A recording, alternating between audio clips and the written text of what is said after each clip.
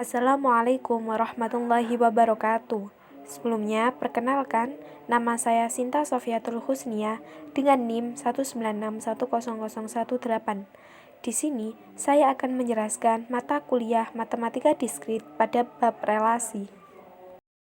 Selanjutnya, kita masuk pada definisi relasi. Apa sih relasi itu? Relasi yaitu hubungan antara anggota pada suatu himpunan dengan anggota himpunan yang lainnya. Relasi dari himpunan A ke himpunan B ialah menghubungkan anggota-anggota himpunan A pada anggota-anggota himpunan B. Lebih ringkasnya, relasi adalah hubungan antara himpunan satu dengan himpunan yang lainnya. Dalam relasi ada 3 cara untuk menyatakan sebuah relasi. Yang pertama, menggunakan diagram panah, yang kedua menggunakan diagram kartesius, dan yang ketiga menggunakan himpunan pasangan berurut. Untuk selanjutnya akan dicontohkan dari ketiga cara untuk menyatakan sebuah relasi. Yang pertama yaitu diagram panah. Diketahui relasinya yaitu 2 lebihnya dari, atau kita bisa menuliskannya N ditambah 2. Dengan diketahui N mempunyai anggota 2, 3, 4, 5, dan 6 ke himpunan M yang mempunyai anggota 0 sampai 6. Yang pertama-tama kita harus memahami terlebih dahulu dari relasinya. Relasinya yaitu 2 lebihnya dari atau N ditambah 2. Selanjutnya kita menuliskan anggota N dan M seperti pada gambar diagram panah tersebut. Selanjutnya, karena relasinya 2 lebihnya dari, sehingga 2 ke 0, 3 ke 1, 4 ke 2, 5 ke 3, 6 ke 4. Untuk 5 dan 6 pada anggota M itu tidak memenuhi karena tidak sesuai dengan relasinya, yaitu 2 lebihnya dari atau N ditambah 2. Selanjutnya yang kedua yaitu diagram kartesius. Diberikan fungsi P yang mempunyai anggota 1, 2, 3, 4, dan 5 ke Q dengan anggota 1 sampai 10 dengan relasi setengah kali dari. Yang pertama yaitu kita harus memperhatikan relasinya juga, yaitu setengah kali dari. Itu terdapat tabel di mana X terdiri dari 1, 2, 3, 4, dan 5, yaitu P. Sedangkan Fx itu anggota Q, di mana anggota Fx anggota Q yang memenuhi hanyalah 2, 4, 6, 8, dan 10, sehingga bisa digambarkan dengan diagram kartesius di mana 1,2, 2,4, 3,6, 4,8, dan 5,10. Selanjutnya yang ketiga yaitu pasangan berurutan. Pasangan berurutan adalah sebuah relasi yang menghubungkan satu himpunan ke himpunan lainnya. Bisa disajikan dalam bentuk himpunan pasangan berurut. Cara penulisannya yaitu anggota himpunan A ditulis pertama, sedangkan anggota himpunan B yang menjadi pasangan ditulis kedua. Contohnya, diketahui 2 himpunan yaitu K, 3, 4, dan 6, dan himpunan L yaitu 2, 4, dan 5. Hubungan dari himpunan K ke himpunan L adalah lebih kecil dari. Nah, karena relasinya lebih kecil dari, sehingga pasangan berurutannya yaitu 3,4, 3,5, dan 4,5. Selanjutnya, terdapat jenis-jenis relasi menurut sifatnya. Yang pertama yaitu sifat refleksif, dan yang kedua adalah sifat simetrik, dan yang ketiga adalah sifat transitif. Yang pertama yaitu sifat refleksif. Apa sih sifat refleksif itu? Sifat refleksif adalah suatu relasi R pada himpunan A. Dinamakan bersifat refleksif jika A, A anggota R untuk setiap A anggota himpunan A. Dengan kata lain, suatu relasi R pada himpunan A dikatakan tidak refleksif jika ada A anggota A, sedemikian hingga A, A bukanlah anggota R. Contohnya, misalkan terdapat himpunan A yang beranggotakan 1, 2, 3, dan 4, dan relasi R adalah relasi kurang dari sama dengan yang didefinisikan pada himpunan A, sehingga R adalah 1,1, 1,2, 1,3, dan seterusnya. Sehingga dari situ dapat dilihat bahwa 1,1, 2,2, 3,3, 4,4 merupakan unsur dari R, karena A, anggota R. Dengan demikian, R dinamakan sifat refleksif. Selanjutnya yaitu sifat simetri. Suatu relasi R pada himpunan A dinamakan simetri jika A, B anggota R untuk setiap A, B anggota A. Maka B, A anggota R. Suatu relasi R pada himpunan A dikatakan tidak simetri jika A, B, A bukanlah anggota R. Sementara itu, B, A bukanlah anggota R. Contohnya, misalkan R merupakan relasi pada sebuah himpunan bilangan real yang dinyatakan oleh A relasi B jika dan hanya jika A min B anggota Z. Misalkan A relasi B, maka A min B anggota Z. Sedemikian hingga sudah jelas bahwa B min A anggota Z. Karena B min A apapun itu akan berada di anggota bilangan bulat, entah itu pasti hasilnya positif atau hasilnya negatif, akan tetapi tetap berada di bilangan bulat. Maka sudah dapat dibuktikan bahwa R bersifat simetri. Selanjutnya kita ke contoh yang tidak bersifat simetri. Dikatakan tidak bersifat simetri jika suatu relasi R pada himpunan A, B anggota R, sementara itu B, A bukanlah anggota R.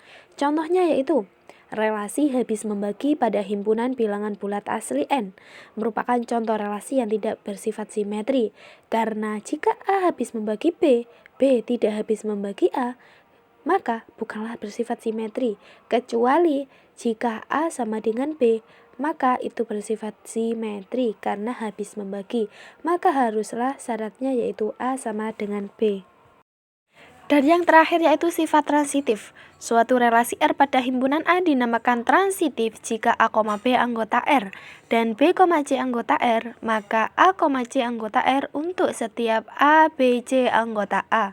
Contohnya, misalkan A mempunyai anggota 2, 3, 4, 5, 6, 7, 8, dan 9 dan relasi R didefinisikan oleh A relasi B jika dan hanya jika A membagi B, di mana A, B anggota R, sehingga R mempunyai anggota 2,2, 2,4, 2,6 karena 2 membagi 2, 2 membagi 4, 2 membagi 6, 3 membagi 3, dan seterusnya.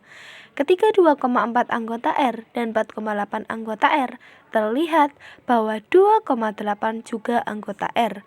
Dengan demikian, R bersifat transitif. Selanjutnya kita masuk pada relasi ekuivalen.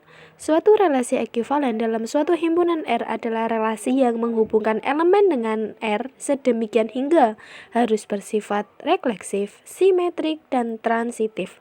Sifat refleksif apabila setiap A anggota A besar, maka A, anggota R. Dan untuk sifat simetrik yaitu setiap A, B anggota A besar, A, B anggota R, dan B, A anggota R, maka A sama dengan B. Sedangkan sifat transitif yaitu setiap A, B, C anggota A, B anggota R, dan B, C anggota R, maka A, B anggota R. Relasi dalam himpunan bilangan terdapat 5, yaitu kurang dari, lebih dari, kurang dari, sama dengan, lebih dari, sama dengan, dan sama dengan. Untuk itu selanjutnya akan dicontohkan relasi dalam himpunan bilangan yang sama dengan. Selanjutnya yaitu kita masuk ke contoh soal. Relasi sama dengan atas himpunan bilangan bulat adalah relasi ekuivalen. Nah, dari penjelasan sebelumnya kita sudah mengetahui bahwa syarat dari relasi ekuivalen adalah harus memenuhi 3 sifat, yaitu sifat reduksi, sifat simetrik, dan sifat transitif. Yang pertama kita harus membuktikan ke sifat refleksi. Jika P, A anggota R untuk semua A anggota S, maka A sama dengan A setiap A anggota R. Sudah jelas sehingga bersifat refleksi. Dan yang kedua yaitu sifat simetrik. Jika A, B anggota R, maka B, A anggota R. Misalkan ambil sembarang A, B anggota Z. Jika A sama dengan B, maka B sama dengan A. Sehingga karena A, B berada di anggota bilangan bulat, sehingga sudah jelas jika A sama dengan B dan B sama dengan A, sehingga terbukti bahwa bersifat simetrik. Dan yang ketiga yaitu bersifat transitif. Jika A, B anggota R dan B, C anggota R, maka A, C anggota R. Misalkan ambil sembarang A, B, C anggota Z, A sama dengan B dan B sama dengan C, maka A sama dengan C. Maka relasi sama dengan atas himpunan bilangan bulat adalah relasi ekuivalensi karena sudah memenuhi 3 sifat, yaitu sifat refleksi, sifat simetrik, dan sifat transitif. Selanjutnya contoh soal kedua dari relasi ekuivalensi. Relasi dn dikali n yaitu bilangan asli dikali bilangan asli. A, B relasi C, D, maka sedemikian hingga A ditambah D sama dengan B ditambah C. Misalkan kita ambil sebarang nilai A, B, C, D di bilangan asli. Misal 3,1 berelasi dengan 5,3, maka sedemikian hingga 3 ditambah 3 sama dengan 1 ditambah 5. Kemudian kita ambil lagi 3,1 itu tidak berelasi 2,1 karena 3 ditambah 1 tidaklah sama dengan 1 ditambah 2 karena hasilnya berbeda. Dari penjelasan sebelumnya kita sudah mengetahui syarat dari relasi ekuivalensi itu haruslah memenuhi tiga syarat yaitu 3 sifat. Yang pertama yaitu sifat refleksif, sifat simetris, dan sifat transitif. Sehingga kita harus mengejaknya satu persatu. Yang pertama yaitu sifat refleksif, misalkan X ditambah Y berelasi dengan X ditambah Y, sehingga sama dengan X ditambah Y sama dengan Y ditambah X. Karena penjumlahan itu bersifat komutatif maupun dibolak-balik tetap hasilnya sama.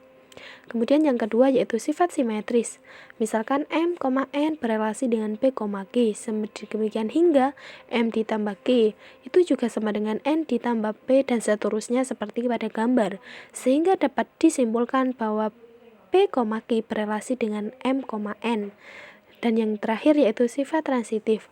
Dari penyelesaian pada gambar itu terbukti bahwa R adalah relasi ekuivalensi karena memenuhi 3 sifat yaitu refleksif, simetris, dan transitif. Selanjutnya yaitu partial ordering set atau disingkat menjadi POSET, yaitu himpunan terurut parsial. A didefinisikan sebagai himpunan terurut parsial jika dia berelasi dengan dirinya sendiri dan memenuhi 3 sifat yaitu sifat refleksif, sifat simetris, dan sifat transitif. Seperti yang sudah dijelaskan sebelumnya, apa itu sifat refleksif, sifat simetris, dan sifat transitif. Nah, dalam POSET itu terdapat 4 macam yaitu POSET maksimal, POSET minimal, POSET terbesar, dan POSET terkecil. Mereka mempunyai definisi masing-masing. Misalkan A kurang dari sama dengan adalah POSET, maka 1. Suatu elemen A disebut elemen maksimal jika A lebih dari sama dengan semua elemen yang comparable dengan A. Pasti comparable itu yaitu sebanding, sehingga A sama dengan elemen maksimal. Yang kedua yaitu suatu elemen A disebut elemen terbesar jika A lebih dari sama dengan semua elemen dalam A, sehingga A sama dengan elemen terbesar. Selanjutnya yaitu suatu elemen A disebut elemen minimal jika A kurang dari semua elemen yang comparable dengan A, sehingga A sama dengan elemen minimal. Dan yang keempat yaitu suatu elemen A disebut elemen terkecil jika A kurang dari sama dengan semua elemen dalam A, sehingga A sama dengan elemen terkecil. Nah, itu definisi dari POSET. Selanjutnya akan dicontohkan agar lebih memahami. Sekarang kita ke contoh soal dari POSET. Misalkan terdapat himpunan A yang beranggotakan 1-6 dengan relasi R menyatakan X kelipatan Y. Nah, itu sudah ada diagramnya seperti pada gambar tersebut. Itu sudah ada panah-panahnya dipetakan kemana saja. Nah, dari syarat dari POSET sebelumnya itu haruslah memiliki 3 syarat, memiliki 3 sifat, yaitu 3 sifat. Yang pertama yaitu refleksif, simetris, dan transitif, sehingga kita harus mengejaknya terlebih dahulu. Yang pertama yaitu sifat refleksif, apabila setiap anggota A berada pada A, A anggota R. Nah, dari situ kita dapat melihat dari gambar bahwa 1 berelasi dengan 1, 2 berelasi dengan 2, sehingga memenuhi A, A anggota R, maka bersifat refleksif. Dan yang kedua yaitu bersifat simetris, apabila A sama dengan B.